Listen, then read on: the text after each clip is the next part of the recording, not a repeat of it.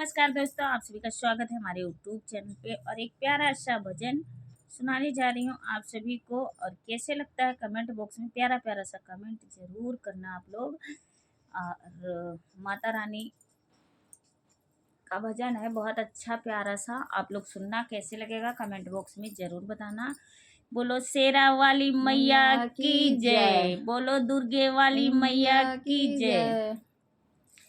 मैया कहवा लगायु बड़ी देर, भवनवा में आवा चली। मैया कहवा लगायु बड़ी देर, भवनवा में आवा चली।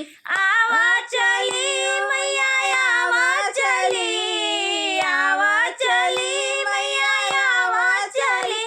मैया कहवा लगायु बड़ी देर, भवनवा में आवा चली। मैया कहवा लगायु बड़ी देर, भवनवा में आवा चली।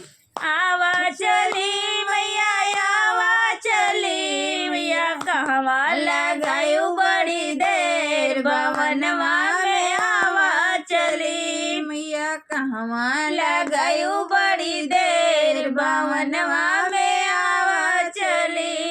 तोरे बिना मैया मलिया ना आवे, तोरे बिना मैया मलिया ना आवे। घरवा गुथत लगई देर, महा में आवा चली। मैया हरवा गुथत लगे देर, मनवा में आवा चली। मैया हरवा गुथत लगे देर, भवनवा में आवा चली। मैया कहवा लगायु बड़ी देर, भवनवा में आवा चली। आवा चली मैया आवा चली, आवा चली मैया आवा चली। मैया कहवा लगायु बड़ी देर, भवनवा में आवा चली। मैया कहवा लगायु बड़ी देर, भवनवा में आवा चली।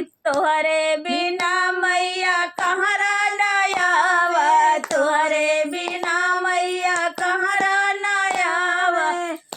चौका पूरब लगी देर, भवनवा में आवा चली। मैया चौका पूरत लगे देर, भवनवा में आवा चली। आवा चली मैया आवा चली, आवा चली मैया आवा चली। मैया कहवा लगायु बड़ी देर, भवनवा में आवा चली। मैया कहवा लगायु बड़ी देर, भवनवा में आवा चली। मैया कहवा लगायु बड़ी देर, भवनवा में आवा चली।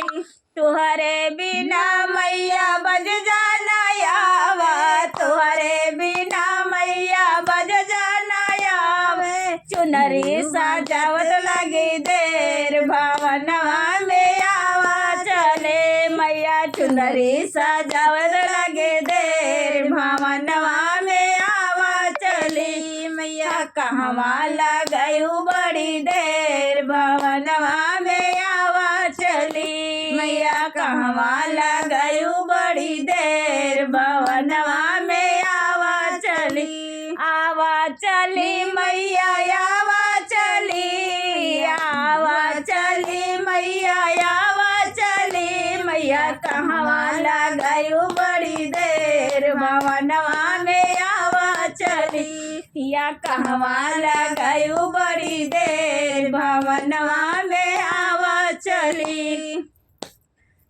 तुहरे बिना मैया सेवक न आवे, तुहरे बिना मैया सेवक न आवे। भगवा माँ होई भगवा माँ लगी बड़ी देर, भवनवा में आवा चली। मैया भगवा में लगी बड़ी देर, भवनवा में आवा चली। आवा चली मैया आवा चली हो, आवा चली मैया आवा चली। मैया भगवा में लगी बड़ी देर, भवनवा में आवा चली मैया कहवा लगायु बड़ी देर भवनवा में आवा चली मैया कहवा लगायु बड़ी देर भवनवा में आवा चली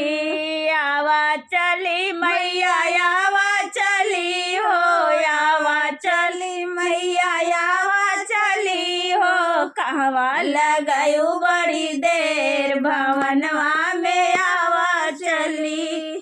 ये हमारी भजन गीत कैसी लगेगी कमेंट बॉक्स में जरूर।